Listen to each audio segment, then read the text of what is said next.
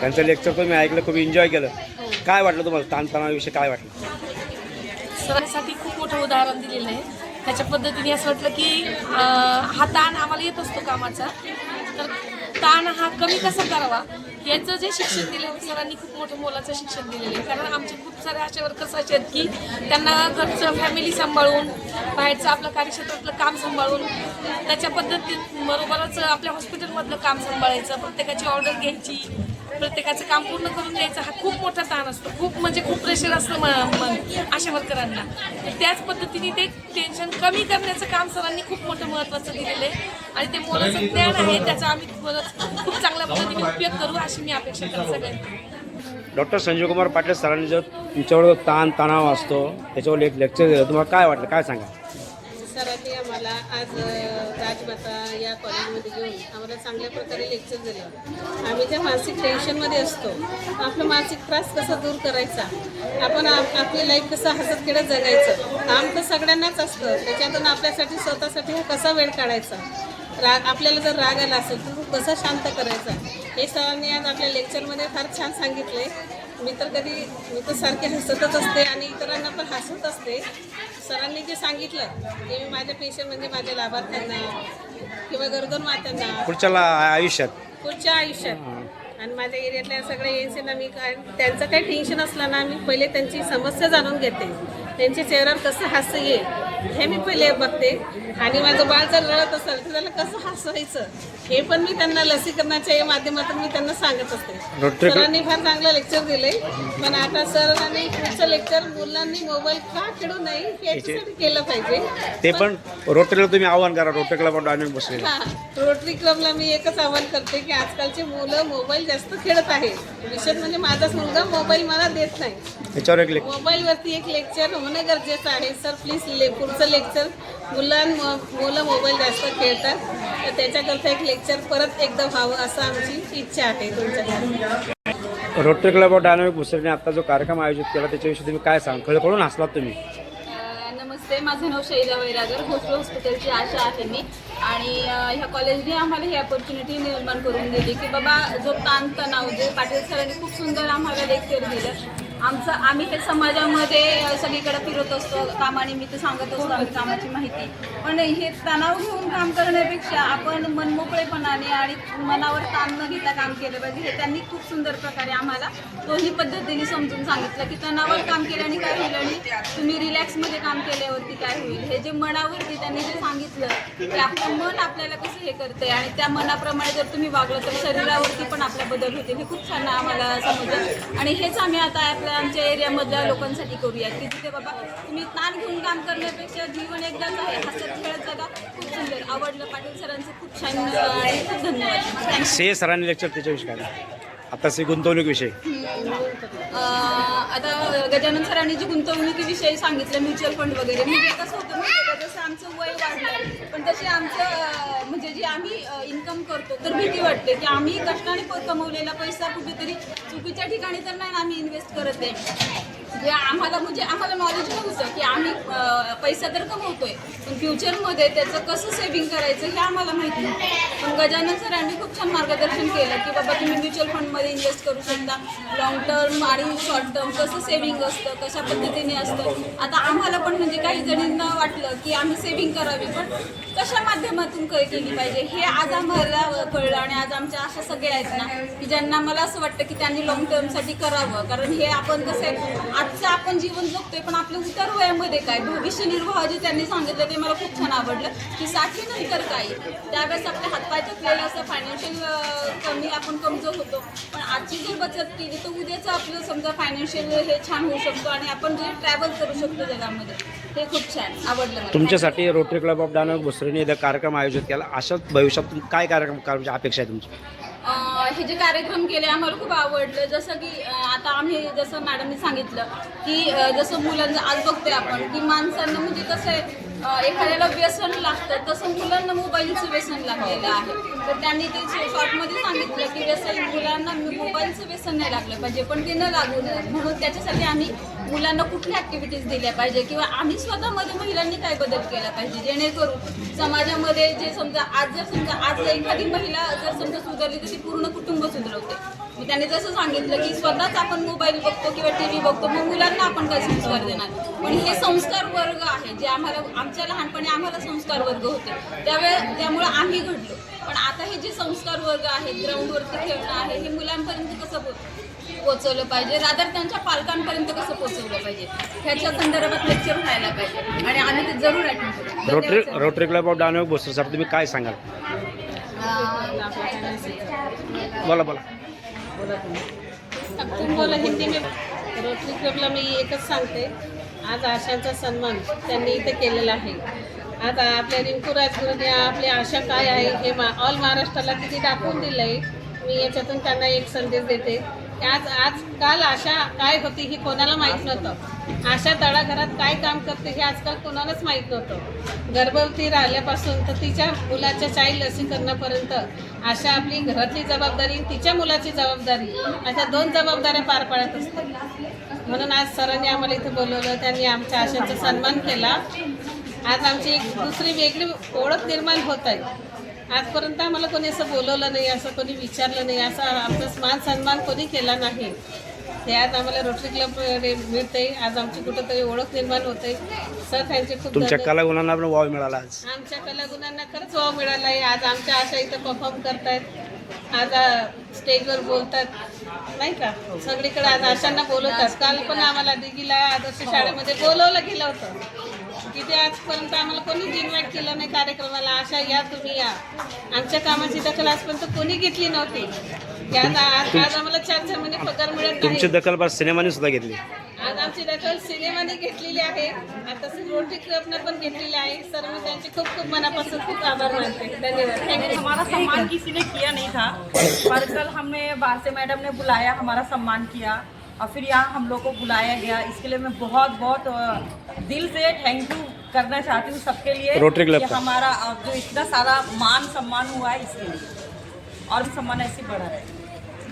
और हम सब मिलके rotary club का बहुत धन्यवाद करते हैं, क्योंकि इधर आके हमें बहुत अच्छा लगा, रिस्पेक्ट मिला और बहुत बाकी चीज़ें सीखने को मिली और बच्चे भी हमारे साथ एंजॉय कर सकते हैं. इसीलिए बहुत बहुत बहुत रोटरी क्लब का धन्यवाद.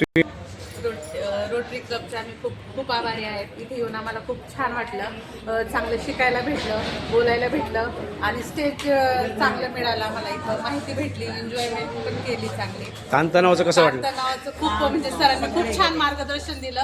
घरचं सगळं विसरून गेलो, खूप छान वाटलं. रोटरी क्लबचे खूप आभारी आहेत आम्ही. रोटरी क्लबने अजून काय काय उपक्रम घ्यावे असं वाटतं? रोटरी क्लबने आशांसाठी सेविंग वगैरे ती सांगितलं, खूप छान वाटलं.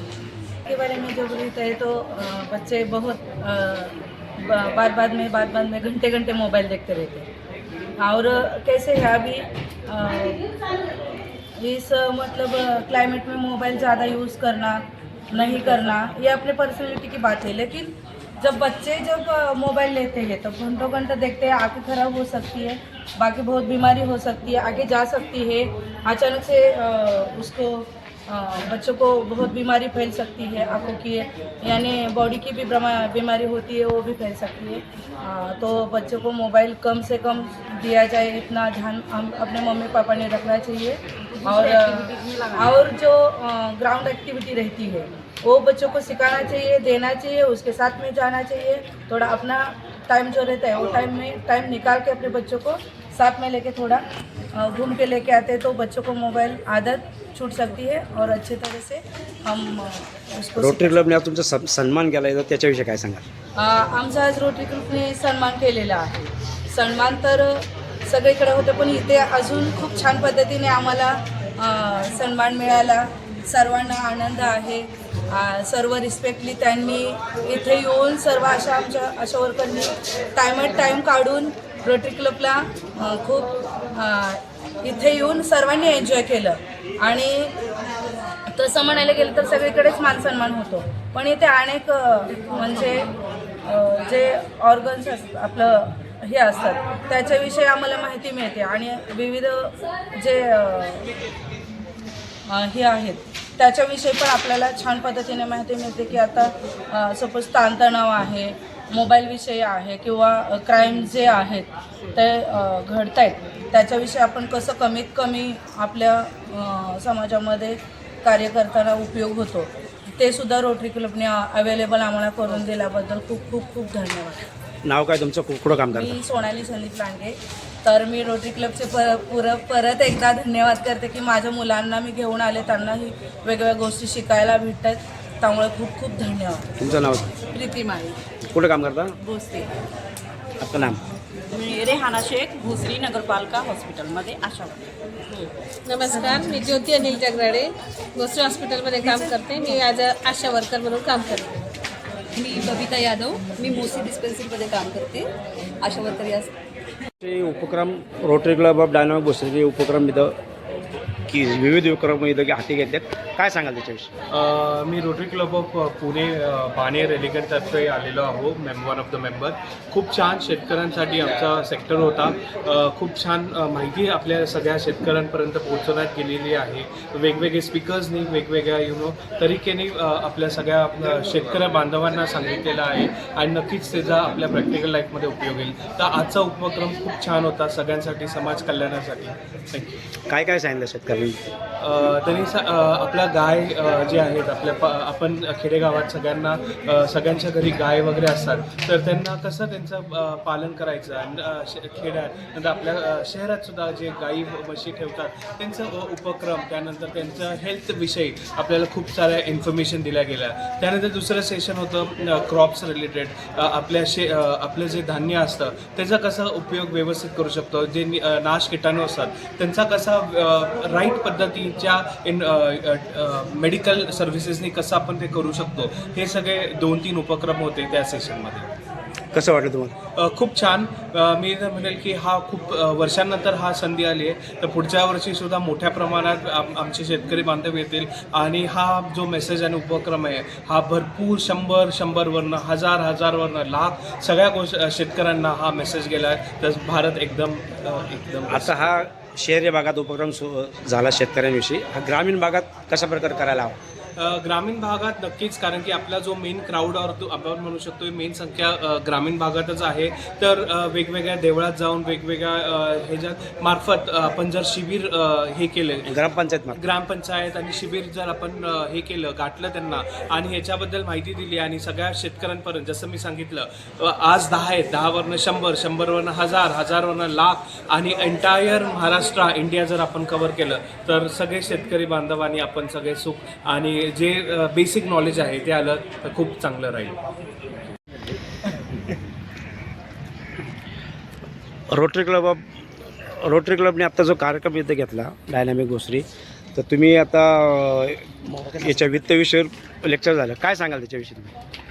खूप छान उपक्रम या ठिकाणी आयोजित केलेला आहे. आमच्या विशाल सहकारी पतसंस्था संचालक श्री दीपक सेठ सोनवणे हे या ठिकाणी रोटरी क्लबचे या माजी अध्यक्ष आहेत आणि त्यांनी खूप छान या ठिकाणी मॅनेजमेंट पाहिले. मी फायनान्शियल इन्स्टिट्यूटसाठी असेल आणि नर्सेस, डॉक्टर, फार्मर्स, NGOs यांच्यासाठी हा या ठिकाणी उपक्रम आयोजित केलेला आहे. त्यामध्ये आम्ही या ठिकाणी फायनान्शियल इन्स्टिट्यूटतर्फे विशालकडून या ठिकाणी उपस्थित झालो. आत्ता ज्या ठिकाणी आमच्याकडे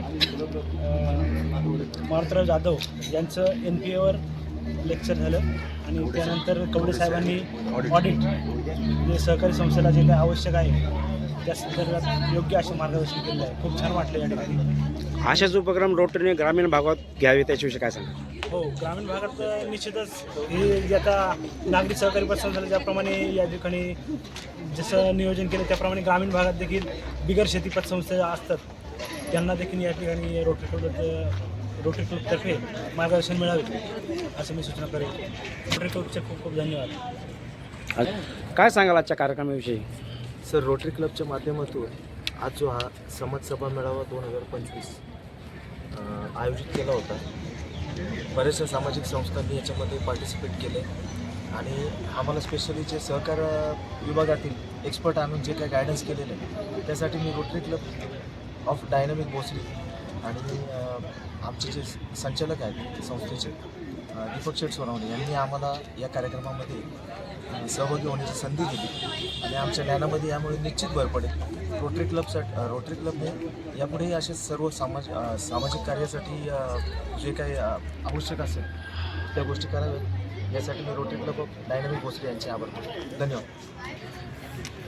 आनंद काय आज या ठिकाणी रोटरी क्लब डायनामिक भोसरी यांच्यामार्फत पतसंस्थेसाठी आयोजित केलेला कार्यक्रम अतिशय सुंदर असा होता आणि त्याचं नक्कीच मोलाचं आमच्या ज्ञानामध्ये भर पडण्यासारखं होतं. मी रोटरी क्लबला धन्यवाद देतो. रोटरी क्लब ऑफ डायनामिक भोसरीने आज इथे विविध कार्यक्रम घेतले. काय सांगाल तुम्ही त्याविषयी? रोटरी क्लबने आज या ठिकाणी समाजसभा मेळावा 2025 अंतर्गत ज्या NGO संस्था आहेत त्यांच्यासाठी अतिशय सुंदर अशा प्रकारचं सेशन या ठिकाणी ऑर्गनाईज केलं होतं आणि NGO संस्थांनी आपल्या संस्था रजिस्ट्रेशन करत असताना किंवा समाजासाठी काम करत असताना कुठल्या कुठल्या गोष्टी अनिवार्य आहेत त्या बाबींची अतिशय सुंदर अशी माहिती दिली आणि नक्कीच आमच्या हम हे ना फाउंडेशनसाठी त्याचा फायदा होईल याची मला नक्की खात्री आहे. अशाच प्रकारचे कार्यक्रम ग्रामीण भागात याच्याविषयी काय सांगाल?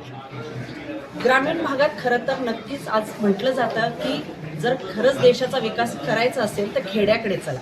खेड्यापासूनच देशाचा विकास होणार आहे आणि खेड्यातील लोकांना जर या पद्धतीने अतिशय मोलाची माहिती जर मिळाली तर नक्कीच खेड्यातील लोकसुद्धा आपल्या समाजासाठी काहीतरी भरीव कार्य नक्कीच करू शकतात. नाव काय तुमचं? माझं नाव सौ स्नेहल संजीव हम हे ना फाउंडेशन. नमस्कार, मी दीपिका जन्म आणि आज रोटरी क्लब यांच्यातर्फे जो समाज भोसरी यांच्याकडून जो मेळावा ऑर्गनाईज केलेला होता तिथे खास आम्ही आलो आणि खूप छान प्रत्येक क्षेत्रातील लोक इथे आलेले होते. बिझनेस असेल किंवा शैक्षणिक क्षेत्र असेल, NGO असेल, तर इथे सगळ्या प्रकारची माहिती मिळाली. जे सेशन घेतले गेले ते खूप छान होते. त्याची माहिती अनेक क्षेत्रामध्ये नेमकं कसं केलं पाहिजे, काय केलं पाहिजे ही मिळाली. त्यामुळं मी तर खूप खुश आहे. थँक्यू. रोटरी क्लबने अजून काय काय कार्यक्रम घ्यावे असं तुम्हाला वाटतं भविष्यात? रोटरी क्लबने तर यात तर सगळी विविध क्षेत्र आहेतच, पण अनेक लोकांपर्यंत पोहोचण्यासाठी त्यांनी सोशल मीडियाचा पण जास्तीत जास्त वापर करावा. आता यात मार्फत तर तुम्ही खूप छान घेतलंच आहे. जास्तीत जास्त अजून ते पोहोचलं पाहिजे. अगदी ग्रामीण भागातील आशा वर्कर पण मी इथे आज पाहिल्या, तर त्यांचं काम खूप खुश होत्या. आणि त्या खूप खुश असलेल्या पाहिल्या. पर्यंत सगळ्यांनी या सहभाग घेतला.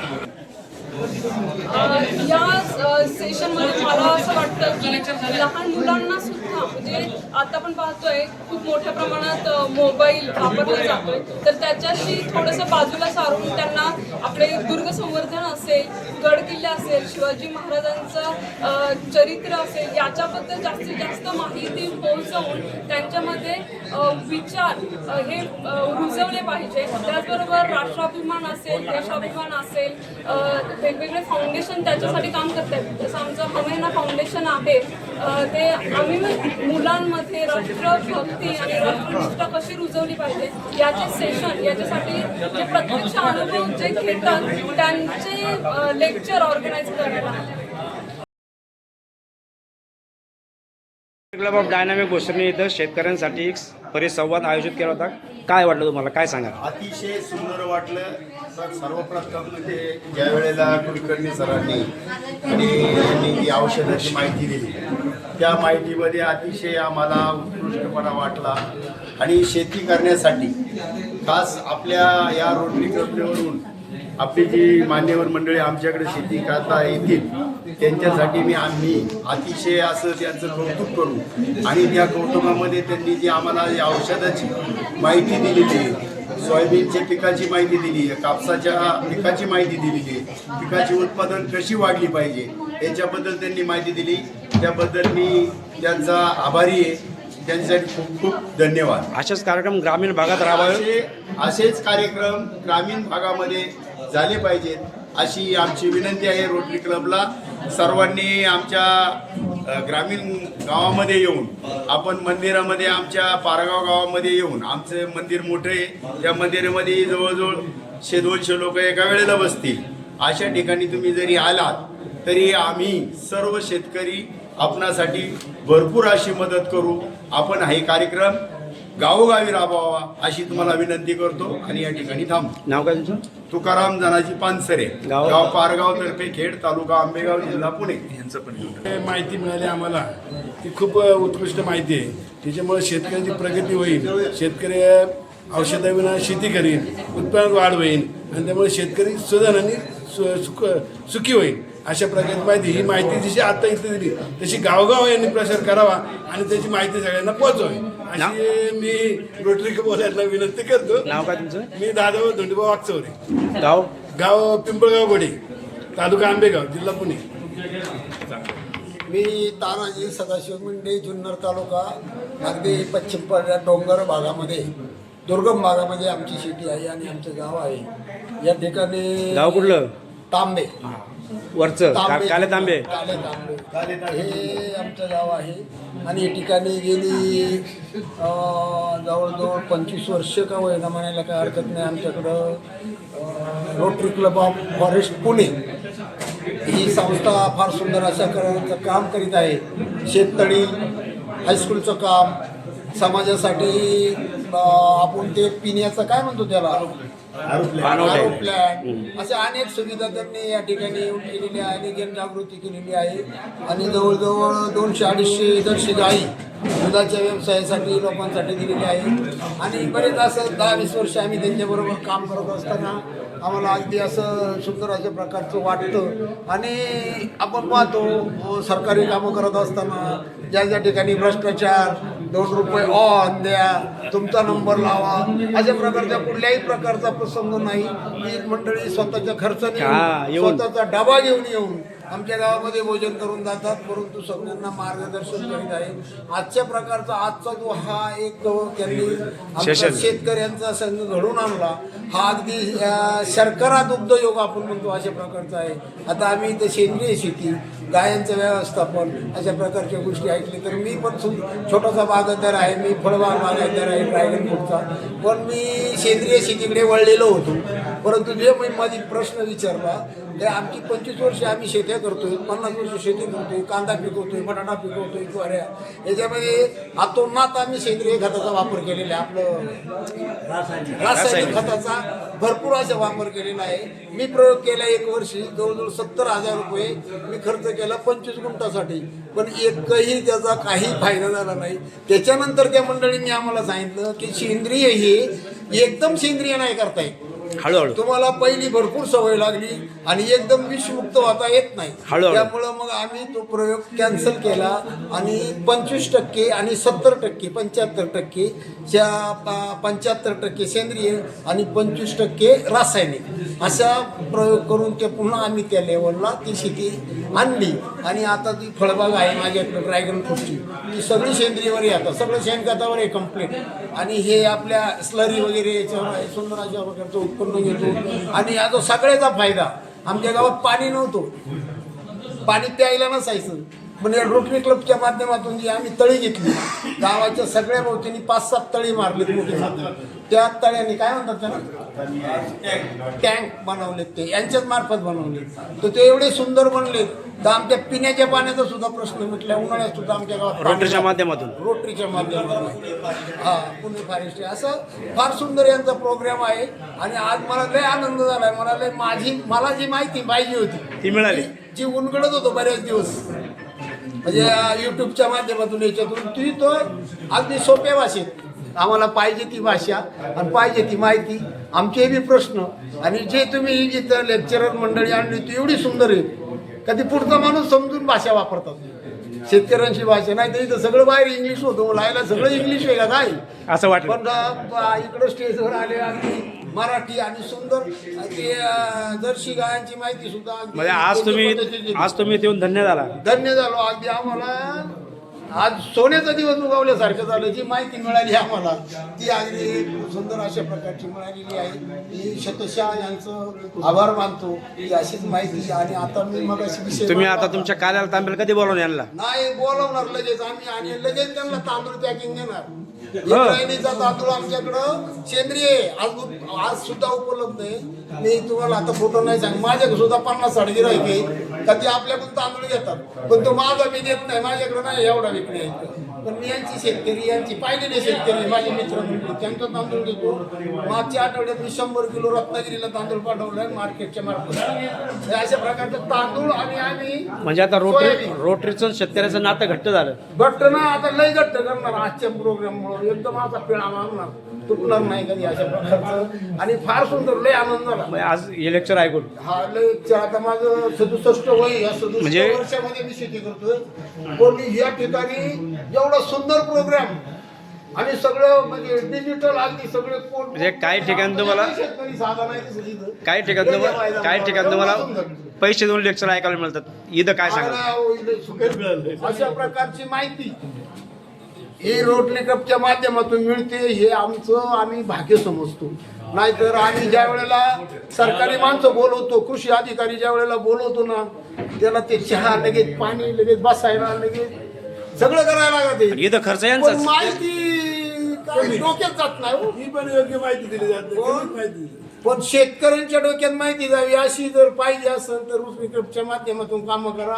अगदी सुंदर आज कसं वाटलंय आणि आज कसं वाटलं माहिती आता मी तांदळाची पॅकिंग करणार आहे त्यांना देणार आहे रोटरीवाल्यांना. अरे वा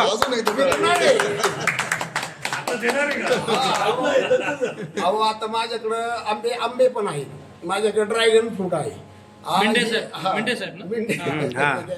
माझ्याकडे आहे आम्ही आल्यावर देतो ना त्यांना ते पैसे देतात लगेच. ती वेगळी बाब म्हणजे ठेवतच नाही लय आग्रह करू आपण. आता मी तुम्हाला जास्त ना सांगत शेतकरी हा स्वभाव देणार आहे. अगदी पूर्वीपासून अन्नदाता म्हटलं जाते आणि तो खरंच तुम्ही आमच्या दारात आले जे आहे ना ते आम्ही फुकटच द्यायचा प्रयत्न शेतकऱ्याचीच मुलं आहे ती. हा आम्ही ना पाहुण्याला फुकटच द्यायचा प्रयत्न करतो. पण हे पाहुणे आम्हाला असे भेटत का हे फुकट काही घेतच नाही देतात आपल्याला. देतच राहतात. यातून एक शिकायला मिळालं रोटरी हा घेत नाही देणार आहे. म्हणून आम्ही आता तुमच्याशी जोडण्यासाठी हा संकल्प घेऊन आलोय ज्याच्यामुळे सिजंटा फाउंडेशन आणि एलिगंट क्लब हा दोन्ही मिळून आम्ही ते क्लायमेट स्मार्ट ॲग्रिकल्चर फार्मिंग आणि फार्मर्सचे जे उत्पादक केले शेतकऱ्याचे जे उत्पादक केले ते रोटरीच्या माध्यमातून पुण्या रिजनमध्ये आम्ही आउटलेट ओपन करणार आहेत आणि ते सगळ्या रोटरी फॅमिलीज त्यांच्या बाजूच्या असलेल्या सोसायटीमध्ये आम्ही देण्याचं होतं आणि त्यासाठी आम्हाला तुमची मदतीची गरज आहे. मी खूप काम करू शकतो. आता रोटरीसाठी तुम्ही परत काय सांगाल? रोटरीसाठी मी सांगेल शेतकऱ्यांचा माल आहे ना हा घरपोच जाण्याची व्यवस्था झाली पाहिजे. मधले दलाल जे आहे आता मी ड्रॅगन पिकवतो माझं ड्रॅगन रस्त्यावर घेतलं तर तुम्हाला 80 रुपयाला एवढंच भेटते म्हणजे ते 300 ते 400 ग्रॅम असतं. माझं ड्रॅगन 500 ते 950 ग्रॅम पर्यंत असतं. म्हणजे मी सगळं शेणखतावर बनवतोय आणि शेणखत सुद्धा मी घरी बनवतो. जर्शीचं जरी असू द्या तरी मी 1 वर्ष कुजवतो.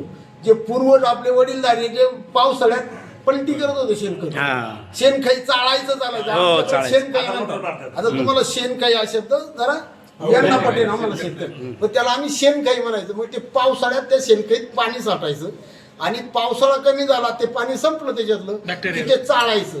ट्रॅक्टर नाही वडारी लावायचं नाही तर आम्ही चाळायचं. पण त्यावेळेला त्या उकोड्यांमध्ये त्या शेणखाईमध्ये एवढी ताकद असायची जर पांगळं मुलं असेल ना पांगळं म्हणजे जन्मातच असेल ते जर एवढं झालं त्या उकोड्यात जर ते कमरे इतकं जर खाली घातलं तर ते चालत होतं. म्हणजे एवढी ताकद होती त्या याच्यामध्ये. ते खत मी बनवतो आणि ते माझ्या ड्रॅगनला घालतो. मी 25 गुंठामध्ये सांगू का किती कमवतो वर्षाला?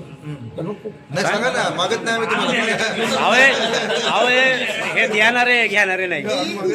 मी ड्रॅगन फ्रूट 25 गुंठामध्ये पहिला प्लॉट मी 25 गुंठाचा घेतला होता नंतर 20 गुंठाचा परत 20 गुंठाचा. पहिल्या 25 गुंठामध्ये मी 13 लाख रुपये वर्ष पहिला खर्च मला 6 लाख रुपये आला. पहिल्या वर्षीच मला 6 लाख रुपये झाले. माझं हे 4थं वर्ष आहे. दुसऱ्या वर्षापासून मी 14, 15, 12 तर यंदा जरा जास्त पाऊस होता त्यामुळे साईजला जरा परिणाम झाला होता. जे हिट पाहिजे होतं जी उष्णता मध्ये जो पावसाचा गॅप पाहिजे होता तो आमच्याकडे पडलाच नाही. 2 मेला जो पाऊस सुरू झाला तो आता नोव्हेंबरपर्यंत. त्यामुळे माझी सगळी शेती बाकीची अशीच आहे. जे मी लय कष्ट केले 10वी पासून. कांदे केले 2-4 ट्रक कांदे गेले का बाजार पडले. ज्या वर्षी कांदे सडले त्या वर्षी बाजार वाढायचे. ज्या वर्षी कांदे विकून गेलो 15 दिवस झाले पैसे नाही आले आणि बाजार वाढले. पावतो नाही दुःख सारखं दुःख हे सगळं बंद केलं. शेतकरी या